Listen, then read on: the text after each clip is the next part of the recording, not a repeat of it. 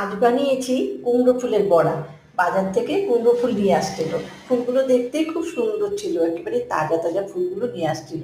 তাই ভাবলাম আজকে একটু লম্বা করে কুমড়ো ফুলের বড়া ভাজবো। তার জন্য ভেতরের শীষটাকে ফেলে ধুয়ে পরিষ্কার করে জল ঝরিয়ে রেখেছি। আর এদিকে একটি পাত্রে নিয়ে নিলাম 3 চামচ নিয়েছি বেসন, তার সাথে দিয়েছি 1 চামচ চাউলের গুঁড়ো, সামান্য একটু হলুদ, স্বাদ মতো নুন, তার সাথে দিয়েছি সামান্য একটু কালো জিরে।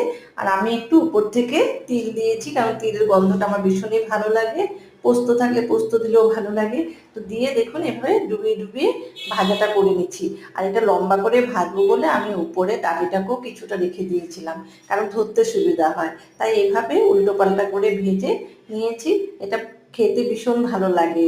একটু ডাল, মুসুরি ডাল, তার সাথে কুমড়ো ফুলের বড়া, আর এরকম দুটো শুকনো লঙ্কা ভেজে নিলে আর এক টুকরা লেবু থাকলে ভাত খেতে ভীষণই ভালো লাগে।